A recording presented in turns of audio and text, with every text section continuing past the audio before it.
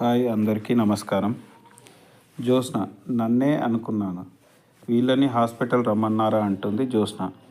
వాళ్ళు వచ్చింది నాకు తెలియదు అంటాడు దశరథ. నీకెలా ఉంటుంది తెలియకుండా అంటుంది జ్యోత్స్న. నీ చేత రెండోసారి బ్లడ్ శాంపిల్స్ ఇప్పించాలని తీసుకొచ్చింది నేను అంటాడు దశరథ. అయితే వీళ్ళు ఇక్కడేం చేస్తున్నారు? దీప ప్రెగ్నెన్సీ కదా, గైనకాలజిస్ట్ చూపెట్టడానికి వచ్చాం. అయితే డాక్టర్ హారిక గారి గది నుంచి వస్తున్నారు ఎందుకు అని అడుగుతుంది. సుమిత్ర గారి గురించి మాట్లాడడానికి వచ్చాం దీప. మరి కళ్ళు ఏంటి అంతెర్ర ఉన్నాయి? కొన్నిసార్లు బాధలు గుండెల్లోంచి కాదు కళ్ళల్లోంచి కూడా కనిపిస్తాయి అంటాడు కార్తీక్. సాయం చేసే పరిస్థితుల్లో ఉండి సాయం చేయలేకపోతే అంతకు మించి బాధపడటం తప్ప ఏముంటుంది? నిజం చెప్పేవారు కార్తీక్. శివనారాయణ గారు, ఈసారి నేను దగ్గరుండి బ్లడ్ శాంపిల్స్ ఇప్పిస్తాను, మరోసారి టెస్టులు చేయిస్తాను. ఏంటి పెద్ద మేడం గారు, ఈసారి అయినా కానీ భయం లేకుండా ఇస్తారా శాంపిల్స్ ఇవ్వడానికి అంటాడు కార్తీక్.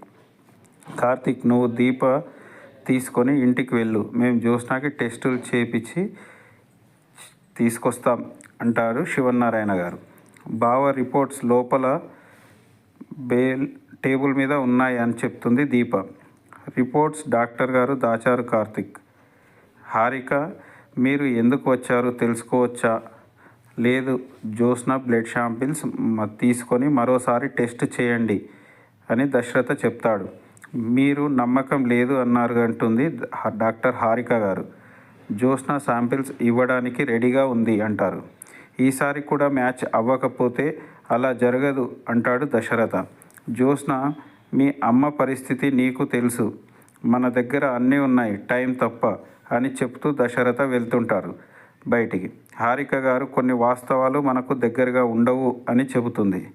చూసావా జ్యోత్స్న, మీ నాన్నగారు నిన్ను ఎంతగా నమ్ముతున్నారు, ఆ నమ్మకం వెనుక ఎంత ప్రేమ ఉంటుంది. తండ్రి కూతురు మీద చూపించే ప్రేమలో నిర్లక్ష్యం ఉండదు అంటుంది హారిక. జ్యోత్స్న, నాతో రండి అంటుంది.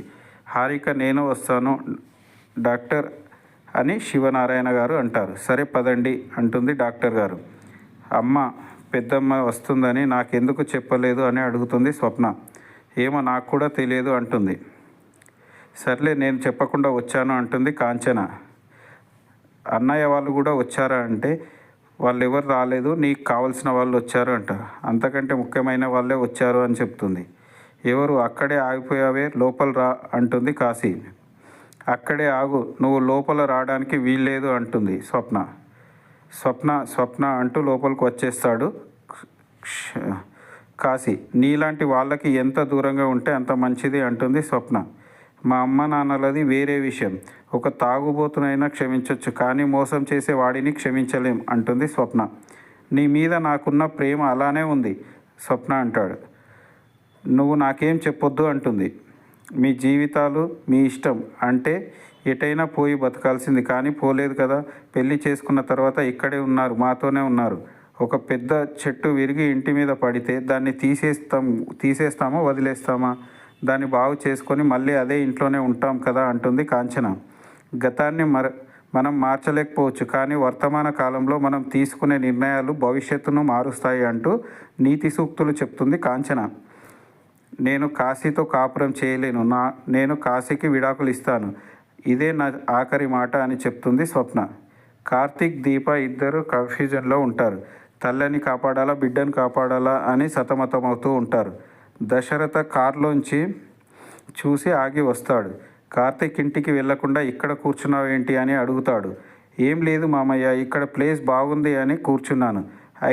అయినా నువ్వేంటి ఇంత త్వరగా వచ్చేసావు? రెస్టారెంట్ నుంచి అర్జెంట్ కాల్ వచ్చింది, వెళ్తున్నాను. వెళ్ళే దారిలో మీరు కనిపిస్తే ఆగాను. సరే మామయ్య, ఎమర్జెన్సీ అన్నావు కదా, వెళ్ళు నువ్వు అంటాడు. దీపకు ఏమైంది? తనకేమవుతుంది మామయ్య? తన మనసులో ఏముందో తెలియని వాళ్ళ దగ్గర దాయగలం, మన ప్రేమించే వాళ్ళ దగ్గర దాయలేమో అంటాడు దశరథ. భగవంతుడు ఎప్పుడు ఇంతేరా, కష్టాల్లో ఉన్నప్పుడు సంతోషాన్ని చుట్టంలా పంపిస్తాడు, సంతోషంగా ఉన్నామని తెలిస్తే చాలు బాధల్ని బంధువుల్లా పంపిస్తాడు అంటాడు. బాధపడతాడు. నాకు ధైర్యం చెప్పి మీ ముఖాల్లో భయం కనపడుతుంది, ఇప్పుడే నాకు భయం వేస్తుంది, అలాంటిదే ఏదో ఉంది అలాంటిది ఏమీ లేదు సార్ అంటాడు కార్తీక్. ఉంది సార్ అని దశరథతో సరదాగా ఉంటాడు. మీరు చెప్పరు, నేనే తెలుసుకుంటాను. ప్రాబ్లం ఏదన్నా ఉంటే చెప్పమ్మా, నేను చూసుకుంటాను అని దీపతో అంటాడు. ఎంత ఖర్చైనా పర్వాలేదు, కడుపులో ఉన్న బిడ్డకు ఏం కాకూడదు. నువ్వు కడుపున మోస్తుంది బిడ్డను కాదమ్మా, నా చెల్లి సంతోషాన్ని. నీ బిడ్డతో కలిసి ఆడుకుంటూ కాలం గడిపేస్తాం అంటూ సరదాగా మాట్లాడతాడు దశరథ. చాలా ఎమోషనల్గా ఉంటుంది, చూడండి. సీరియల్ చాలా బాగుంది. సబ్స్క్రైబ్ చేసుకోండి, లైక్ చేయండి, షేర్ చేయండి. సబ్స్క్రైబ్ చేసుకొని మాకు సపోర్ట్ చేయగలరు. కామెంట్ చేయండి ఎలా ఉందో ప్లీజ్.